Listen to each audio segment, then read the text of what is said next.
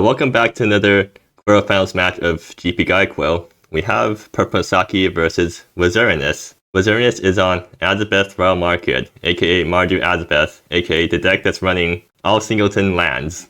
And it's facing off against Purplemurasaki, who's on Green-Red Prowess, aka the Nuts deck, because it's the deck that has Leaf Down Hunk, and that card lets you nut up your creatures. There's nothing to it. It's a bit of a nuts deck, yes. Yes. Oh, remember, Prowess was pretty nuts. Strong Arm got taken away, though, but of course, there's Nut Up. Another source is Acorn Assault. Yeah, unfortunately, Acorn Assault is going to leave us after this GP too. So, I feel like the council really doesn't like... Free spells that pump your creatures are very good. Yep. I think you'll find. Maybe even Nuts. Oh, nutty. Unfortunately, I think Purplemurasaki did not get the nut draw this game because they kept the hand with 4 lands. Yeah, I do not see a Leaf Down Hunk in that hand. There's still plenty of time to find it. Having extra land means that you can sacrifice them to find greater purpose. Yeah. Mm-hmm. So I guess pay up turn 1? Pay up turn 1 will hurt, though. Yeah. So, no way Purplemurasaki is going to discard what Wizzerinus tells him to discard, right? Yeah. Wiz wants to get rid of the find greater purpose, which really keeps the hand together. Pitches the land. Pitching a mountain sucks because Wiz gets a treasure out of it, but you kind of can't do anything else in this scenario. Well, good news is Wiz does not have a 3-drop to ramp into off the treasure, and Purple gets Remafter Countess, which is probably the best card in their deck. Wiz does get Amaret turn 3, though. Yeah, turn 3 can wait. Turn 3. That's a pretty long time away for an aggro deck. That's fair. Wiz knows that Purple doesn't have a whole lot in their hand right now. Having an Amaret on turn 3 into whatever creatures that Purple puts down early is probably fine for them, honestly. Yeah, probably, but, you can always hope. Next turn, you can Pith Wilt by playing the plains, and then the turn after, you Amaret by cracking the treasure. Purplemurasaki is going to orchestrate Storm Surge. Are they going to find greater purpose? Or, no, they're getting Rapid Countess right away. Why did Purple play Rampant Summit there? Good point. Did they just lose a life for no reason? Maybe in case they draw into a green source next turn, I'll have to find greater purpose. Mirror Gate? Mirror Gate's kind of used. Well, no, Mirror Gate turns off the Rampant Summit, and Wizzerinus has no 3-drops, so they can play Mirror Gate pretty freely, but they're not going to do that. They'd rather, I guess, keep a Pithbolt. Yeah, I think playing a card is going to be better than turning off Rampant Summit, especially because you know that Purple doesn't have anything green in hand.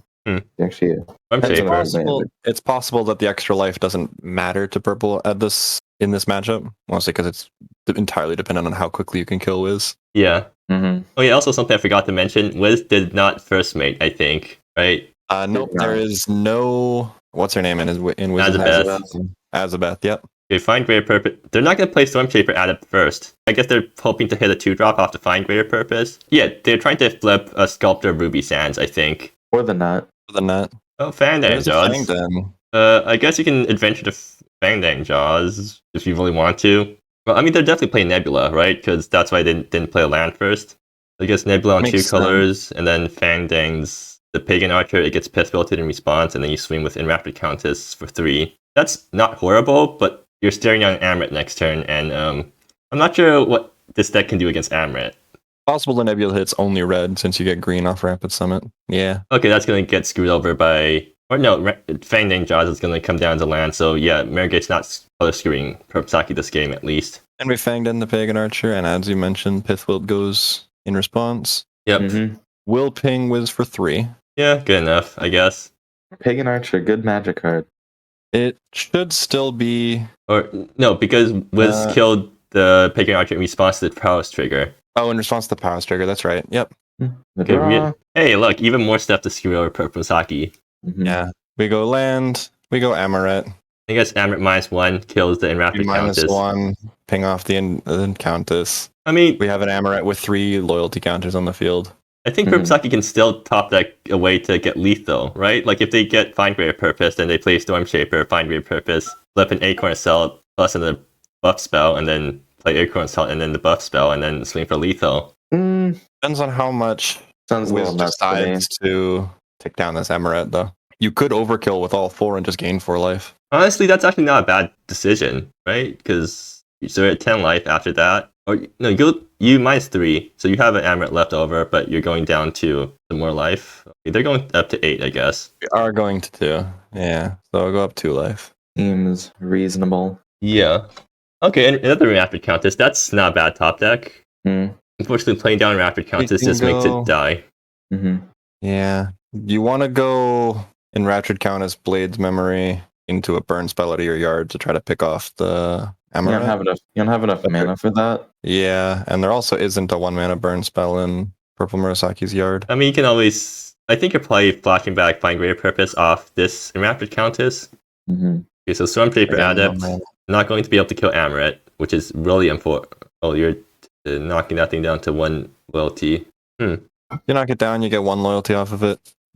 What's purpose? That if it's going to ping off the Storm Surge Adept, it doesn't stay on the field. Well, which makes your Rapid Countess a little bit safer. Guess what? Wizzerinus is true. This Mpumo kinda stops that. Well, I mean, so what's the plan for purple now? I don't think there is one. Wiz is now gaining life every turn. Didn't keep it as a blocker. I would have kept it as a blocker, but and then Mirrorgate the Rapid Summon sticks you off your green. Yeah, purple probably should have also named green with Nebula just to play around this possibility. Although I guess Wizzerinus only has 1 copy of Mirrorgate, so maybe not worth it. There's a possibility. Okay, Scorch. That deals with Amaret, I guess, if you want to waste your burn spells on Planeswalkers. Although if you're wasting burn spells on Planeswalkers, I feel like you've already lost. I was going to say, I don't think purple has much gas left in this match anymore. Staring down 2 Planeswalkers that gain life. We could try to take one of them down, but there's not enough cards that Purplemurasaki can draw to stop this Mpumo. Wizzerinus actually gets a 5 mana, so that means if they did first mate the Asabeth, they could have cast it. You know, Sophia's down and picking cards off Purplesaki's deck. Okay, let's see what this card is. Wizzerinus, look at the cards first. We want to know what it is. You see it? Okay, Fangdang Jaws. Fangdang Jaws, okay. I mean, that's actually pretty good with the clerics with lifelink. Actually, what have a green source? Sophia lets you ignore color restrictions. Then not even required. Actually, what happens if you cast an adventure off Sophia? Does the adventure part go to your opponent? Well, I'm pretty sure you get it in exile. Well, it doesn't matter. Yeah. So purple says GG, game over. Looking at the boards here. Such is the life of a burn player. Purple, I think, sides an Imperial Siege, since a ton of non-basics in that deck. Yeah. In fact, it's almost all non-basics. Kind of has to be. There's a lot of really good targets for Imperial Siege as well. Do you side in Solar Flare or Obscuriate to try to beat the Planeswalkers? Or is that not worth it? I think Obscuriate's probably going in. The Obscuriate maybe, because it's 4 damage on a single piece instead of only 3. Yeah, kill Sophia pretty cleanly. Yeah. I wouldn't go for the Solar Flare because Solar Flare is mostly good in burn mirrors. Right. Blossoming Defense? Well, looking at Wizzerinus deck, how much removal do they have? Blossoming Defense certainly helps. It'll help against, like, Amaret minus and stuff. You can use it as a defensive tool or as a pump spell to close out a game. On Wizzerinus' sideboard, let's see. A lot of 1-ofs, actually. I think Metal Munch goes here because definitely. It cleanly kills the Prowess things. The Cur also, because, you know, it's good against burn, and it's also good against casting lots of spells in the same turn, so it must be doubly good against Purplesaki's deck. Unfortunately, that's only 3 individual cards. That's more than enough. Which is hard. Looks like they also side in Cohort. Well, this is an Asabethable hand, I guess, because you have lots of lands. That goes and finds any Planeswalker, which is pretty good. Wait, Purplesaky finally kept a hand with Leaf Down Hunk. Purple got the nut hand. We're nutting. Wait, this actually is a pretty nutty hand. They have 2 Stormshaper. There's 2 Prowess spells, or there's 2 Prowess creatures. There's a Breach the Lose, a Blossoming Defense, and a Leaf Down Hunk. Okay, this is a pretty good hand. We're gonna see it. We're gonna see the nuts. Wizzerinus Moles. To... Again, we're on 5 now. Going to 5. I mean, that is a powerful... That's a natural powerful second mulligan. With Profane Emissary, so that's pretty good. 1 land. Yeah. Ooh, that's 2 Profane Emissary. Yeah. Yeah, that's a really keepable hand. You just Polyp Pools, Crumbling Precipice, Profane Emissary. The good news is Leaf Down Hunk will let Rimshaper attack through the Profane Emissaries. That's true. Dang. Okay, that's also going to... Good if you draw a land. Yeah. It's really hard as a burn spell, though, when your opponent's gaining 4 life when you attack them. Exactly. And actually even trade, so yeah, you're getting rid of a creature and gaining 4. So that's basically a World Eater's Helix at that point. Or Obscurate. Okay, that's really good. That's going to deal with the Profane Emissaries. That deals with one Profane Emissary. And then Blossoming Defense / Leap Down Hunk deals with the other, and then Breach the Lilies. Yeah. Actually, no, you can Breach on the Obscuriate, and now your opponent has 2 lands pinging them each turn. I think that's probably a Purplemurasaki. No, that answers it. Yeah. I think Purplemurasaki is kind of they're pretty happy in this matchup now, because, or at least in this game, because, yeah. And Wizzerinus is not going to be able to cast its Occur. No, not anytime soon. Might not even be able to cast the Riademian Charm. Purple's thinking a lot right now. You have a couple different lines here. You could pay 2 mana to try to nut up and do some damage now. Try to nut on the opponent right now while they can't do anything. You could play another Stormsaber's Surge and leave mana up for Blossoming Defense, which leaves you more vulnerable to any of the board wipes in the next 2 turns. Or you can just use Blossoming Defense now and try to push for damage. Also true, yeah. I think the best play is the one that gets the most things on board, because you have like one more turn before your opponent has a way to wipe, right? Or no, they have Metal Munch, right? So yeah, the potential of Metal Munch, the potential of Riademian Charm, even on turns 2 and 3. Well, Purple's not playing around Metal Munch. Or no, they are with Blossoming Defense. No, never mind, they're not playing around it. We play the Blossoming Defense. We're pushing an extra 4 damage on this turn. Okay, no fear. Not playing around Metal Munch. We are pushing the damage. Draw. Okay, that's not good for Wizzerinus. Yeah. Anyways, Profane Emissary number 1. It's a third it does mean you get to Riademian Charm next turn. I mean, you probably just want to go Emissary, honestly, because it's a good creature. Yeah. Another Leap Down Hunk. Oh my Leap Down Hunk. Okay, this really is the nuts. King. The double nut. There's a lot of options here. If you Leaf Down Hunk, you end up on a 5/3 and a 2/2. Yeah, Leaf Down Hunk's not good. You might as well Obscurate now. You don't end up pushing any more than like 1 or 2 points of damage after the lifelink gain. So I think removing the Profane Emissary is better, because you end up getting more damage in. Now you get to swing for 4, and now opponent has a land that's pinging them. Which is great in burn. Yeah. And Wizzerinus is 1 turn away from dying now. Okay, what's Wizzerinus going to draw? Oh, I see. Lost too much life. Got his Abomination. Useless right now. Very, yeah. You get the same body with Profane Emissary. So here I think you have to tap Crumbling Precipice because you need black. Wait, does Obscurate make... No, it makes a mountain. Okay, never mind. Can someone call a judge? Stop the game? Alright, so we are going to rewind that action. Wiz has received a game rule violation, and then we will play on from main phase 1 where we were. Profane Emissary gets cast with Wiz with 1 less life. I think Wiz just loses, right? Because Breach, Obscuriate, swing for 4, dies to lands. Wiz unfortunately didn't know the Breach the Lilies is in hand. Mm-hmm. I mean, I guess Wiz just got a pretty slow draw this game. Or no, it's not even a bad draw because he got 2 Profane. That was a very, very good draw with double Profane Emissary and natural polyp pools. It was just unfortunate that Purple had the exact out for it. Yeah, it had not only Obscuriate, but the way to get it back. And Breach. Wait, this game's gonna end without anyone nutting. Yeah, we had 2 Leaf Down Hunks in hand, and we didn't use them. No. We have yet to nut. Yeah, like in the entire GP, or at least in all the games that I've seen, we've yet to see Purplemurasaki nut even once. Or at least successfully nut, because they tried to nut once and then got countered. Who would be so rude as to counter the nut? Not purple of the nut, even. I think it was Zangy. Damn. Zangy's a rude one for real. Well, we're going to game 3, and Wizzerinus is going to be on the play, which is pretty bad for the burn deck.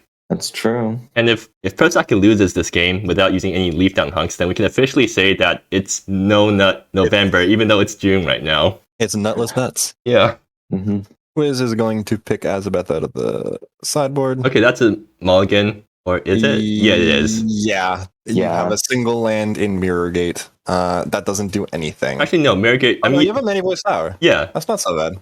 If you want to play off curve, you can. And then Profane fetches your 3rd land. It's worth going for it. I think that's very capable for purple. Yeah, this one, amazing. Imperial Siege is going to completely wreck Wizzerinus. And you can, Mirror Gate on 1, Many Voice Tower on 2 to cast a Profane Emissary. Yeah. Get your 3rd land. Profane Emissary, if it sticks around, finds you the Polyp Pools. Yeah, and then gets Imperial Sieged. And then he gets Imperial Siege, so you're stuck on 2 lands. Then you just go, probably pay up? With Imperial Siege, you can go turn 3 Dawson, though, right? Yeah. Because you get legendary. Mirror Gate will tap for another color. Then any other land will get you there. You get the black off the pilot pools. Siege, though, really if the emissary sticks around, really.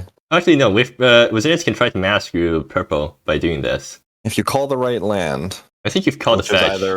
There's Wayfarer's Shrine. What other fetches does Wiz have? Rapid Summit. Just go Summit. Unfortunately, not the right land to name right now. No. You should have named Timber Range, because that's a fetch land. Yeah, Timber Range is the 4-of fetch. You Wayfarer's Shrine. Go find a mountain here, because you have a turn 1 red play. Archer. So actually, if Wizzerinus plays Profane Emissary and tries to block the Pagan Archer, purple can just Fang Jaws it and attack through. We go pay up here? Oh, we're going to pay up. Yeah, we did draw 2 copies. I guess, but like you don't have Profane Emissary, so you can't guarantee they're going to draw a land next turn. I guess if Purplemurasaki doesn't agree with the pay up, then you get treasure for Dawson. Take the Imperial Siege. Does Purplemurasaki go with this? Because if you disagree, then your opponent's going up in mana, so either ways, your opponent's going to be at the same amount of mana. It's a tough call, though, because the treasure is only useful once, and the mana base that Wiz has right now of Mirror Gate Many Voice Tower is kind of unstable. Okay, so yeah, so Purplemurasaki lets the treasure happen. We pitched the Timber Range, which was probably going to have found a Rampant Summit anyway, so we're fine with losing that. Okay, so I guess they're Imperial Sieging this turn and killing the Mirror Gate. Do you kill the Mirror Gate, or do you kill the Many Voice Tower? Mirror Gate, because that's the thing that's giving you all the colors of mana. Or, What happens if you do kill... Actually, if you kill Many Voice Tower, then Wizzerinus literally can't cast anything next turn, because... But does purple know that Wizzerinus is stuck on lands? Because, like, they didn't play like that. Oh, well, here's Imperial Siege, and they're hitting Mirror Gate. They do hit the Mirror Gate. It is, I think, the safer play. Cowards. If you had the knowledge of what Wiz's hand was like, you probably go for the Many Voice Tower. Yeah, but at the same time, maybe you could... Well, never mind, that was safe play. Yeah. Save. Getting a lucky land off the top. Well, I mean, Dawson still dies to Swarm Shaper plus Fang Dangs, right? Or I guess Acorn Assault in this case. Acorn Assault or 2. I mean, it's going to be like a 7, so absolutely. We Dawson right now, though? Of course you do. Do when it hits you plus 1. We just make a treasure. Oh, yeah, good point. Yes, you're playing Profane Emissary? We go for the Profane Emissary instead. Okay, that's dying to Fang Dangs. Profane Emissary does fetch a land next turn for Commanding Princess, I guess. So purple kind of just only has 1 turn left, I think, to really do anything before your opponent starts playing on the pressure to... Oh, not really... It's your opponent's reducing the pressure. Ooh, Strong Arm. Okay, yeah, they can go Acorn Assault into Strong Arm into Fang Dang Jaws.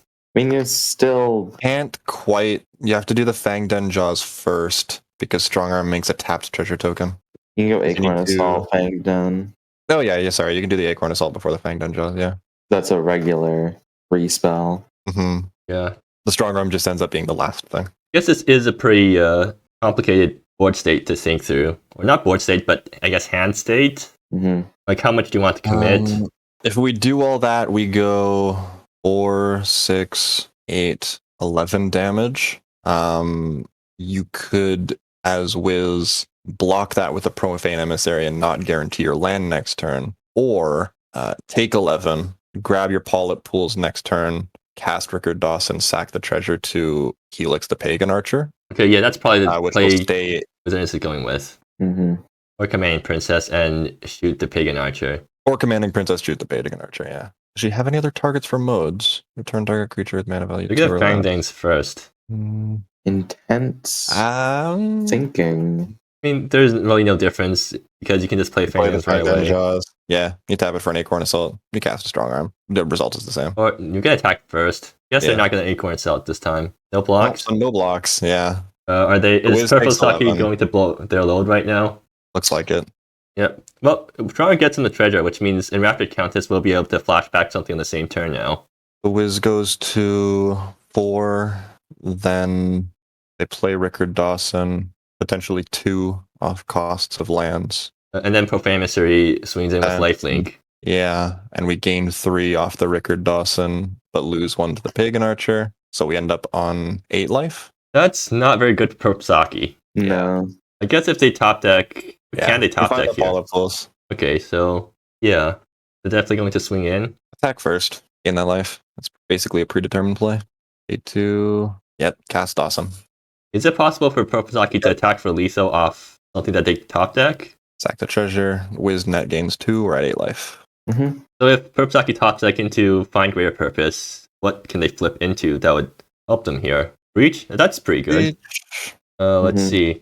They can breach Imperial Siege and kill the Polyp Pools, which turns off the Emissary but still leaves the Dawson around. Or does it? They can play Storm Shaper at it, breach the Imperial Siege, kill Polyp Pools. That's a 3/3 Storm Shaper. Okay, that doesn't do Storm Shaper does not get there. We're at 4. We're on 4 mana, but we don't have another card to play. I mean, you definitely will. You definitely want to breach on the Polyp Pools, right? Because that sets Wizzerinus down to 2 mana, and then if Emissary's turned off. Yeah. And I guess you whack down Dawson down to no, because you need cards in hand because you really don't want to discard Enraptured Countess. Breach a seed. But I mean, that's fine. We can just sack you the treasure off. Right, you can cast Enraptured Countess. Cast the Enraptured Countess. In that case, I guess you're just attacking face here because Richard Dawson can't really do anything next turn, right? It actually worked out pretty well. Yeah. And if your opponent can't deal with the Enraptured Countess, then now you get to flashback. That's probably something that wins. So if Wizzerinus doesn't top deck land here, then I think games. Well, Pithwell. No, they can't cast Pithwell. Wait, I think Purple just won. You can try the Dawson, but make the treasure. Yeah. And we don't get to do anything else. So if Purple top decks, or no, does Purple just win right now? Wiz has a blocker. Oh, Fangden Jaws. Okay, there we go. Fangden Jaws. It doesn't give trample though, so. Oh, so you block the bigger one. They both end up being about the same size. What happens if you flashback Strong Arm? Do you just get lethal if you do that? So Blade's Tail or Blade's Memory, flashback Strong Arm. That's 2 spell casts, so that's +2/+2, and then one of them gets +2/+1 in trample. And Wizzerinus has a virtual 7 life if you account for trample. One's a 4/4 of Jaws. Yeah, I think Purplemurasaki just won here because they can Blade's Memory and give trample to something. Blade's Memory into Strong Arm gives us 2 3/3s. One of them becomes a 5/4. Yeah, okay. Wizzerinus concedes. You do get one more turn for that. You can block. No, it's a 5/5. Never mind. Nope. Yeah, that's just lethal. Yeah. So no nut, but a win. Well, that's good because that means there's a possibility that Purple gets a nut next round, right? Purple needs a nut in the finals, or we riot. Purple so far playing nutless nut. Oh, yeah. Is that all matches in semis, or are we still in quarters? That was last in quarters, so we're in semis now. Do you want to get those guys in chat for a post game or something? We can ask them. Okay, yeah, sure. Go ahead. We can. Wait, who's going to be asking? I don't know. One of you guys. You guys are the recorders. I'm just here for chats. Okay.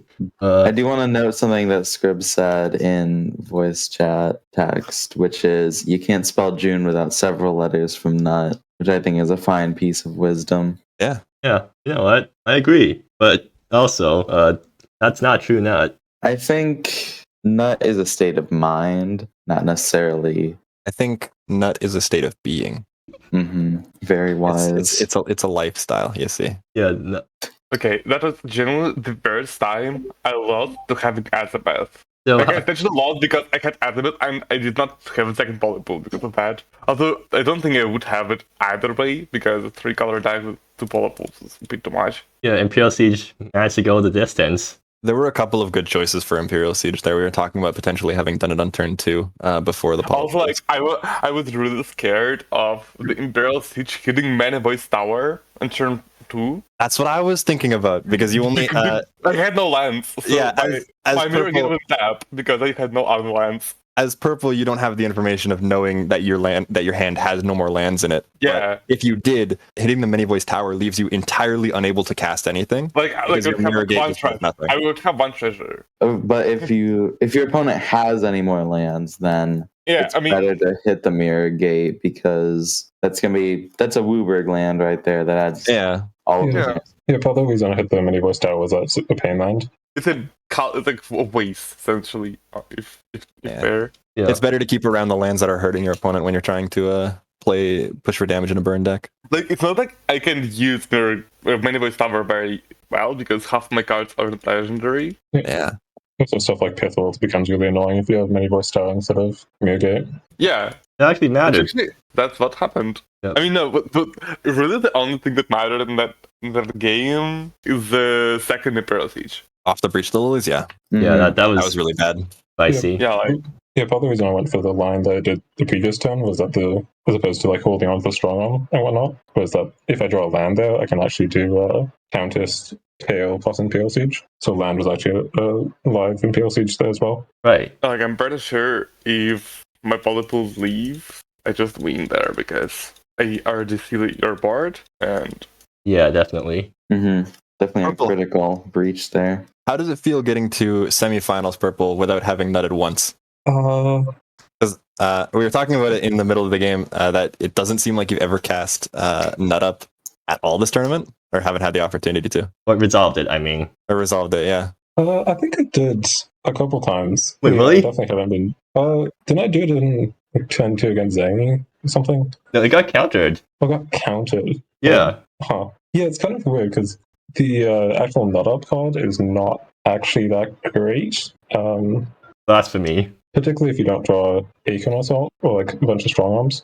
Right. Because like you do have a lot of like mana hungry draws in this deck, weirdly, with like Enrapture Countess and Sculptor of the Ruby Sands and whatnot. And weirdly, yeah. even with Acorn Assault, you just like almost want to play the Leaf Down Punk itself because it's a 4/4 after Acorn Assault. Fair. Yeah. It seems like a really solid deck, though. The green it's so adds a nice. lot to it, both from the Acorn Assault and Breach the Lilies. Yeah, also, this deck isn't going to be able to exist after this GP because Acorn Assault's also going the way of Strong Arm. I mean, Yeah.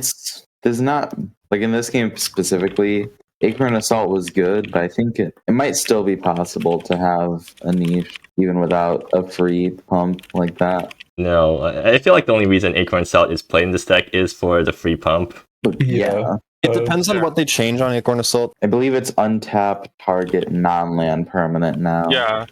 as the first mode. Yeah, it's really unfortunate because both the like unique cards in this deck of Sculptor of the Ruby Sands and Den Hunk are both built around untapping the land with Acorn Assault on turn 2 to get them active, Yeah. which is then probably then annoying because then those cards are both worse, which means you want to cut those cards, but then you want to cut Breach of Lilies almost because Breach of Lilies works really well with those as well, and then you've suddenly cut all your green cards besides playing Den cards.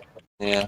Actually, have you ever gotten off that combo on turn 2 though? Because I don't think I've seen you ever. No, Yeah. So that can't happen, but I mean, is it only a theoretical combo or is it like an actual practical combo? I mean, it's a 3-card combo that you have. Well, one of these you have 10 copies for, the other one you have 8 for. As far as 3-card combos go, that's pretty darn good. I guess. This has been another MSEM GP Guayaquil commentary. Guayaquil. Dude, incredible. I even This asked is what you. happens when I'm shoved into the spotlight. Okay. But yeah, thanks this for joining us for post-game commentary, I guess. This has been Asti, Ricky, and Oshni doing commentary, and then also Wizzerinus and Purple hopping in at the end. And then there's And Scribbles then- hiding in chat, lurking, muted. And then Scribble with the one-liner. So What in one line? voice chat. Only in the chat. Okay. Yeah, you can wave to us in chat. Yep. Imagine a chorus of people waving at you. Unless that's frightening, because it could be because there's a lot of people here, in which case, don't. 6 people is a lot of people. I feel like you haven't been in any voice chats in bigger servers yet. I don't. Oh, good. Scares me. Yeah, me neither. My friend group's regular Discord server has something like 10 or 11 people step in at some point. It gets pretty hectic. Yeah, how do you like even decide when to talk or who to let talk? Because I feel like everyone's just gonna be talking over each other. That is correct. We're all high school friends, though, so it's okay. Okay, sure. Like 6 is usually when it starts to devolve. Also, 6 is the most I've seen in a chat on this server specifically. Well, we got 6 people now, so I guess we already hit the record. All that record, See yeah. how many mods we can harass to pump that number up a little bit. Also, I love how Wizzerinus is making this super loud noises while on the keyboard because that just means. I think keyboard noises are a important part of the commentary. Oh, okay, sure. What does Mr. Keyboards have to say about this? Thank you for your input, Mr. Keyboard. Truly insightful stuff from Mr. Insightful, yeah. Keyboard. Yeah. Anyways, yeah. Okay, That's enough fooling around. this is And gonna thank you, viewers. this is devolving a little bit. Yeah. GB Guayaquil, be on the lookout for the semifinals, which are going to be coming very shortly Yeah. now that the quarterfinals are finished. We hope you enjoyed this commentary. there's more. You're probably gonna be uploaded to Ricky's channel, so just check out all the other stuff there. Maybe we'll actually see Purple Nut for once. Maybe be on the lookout for the nut. Yeah. We'll see you next time.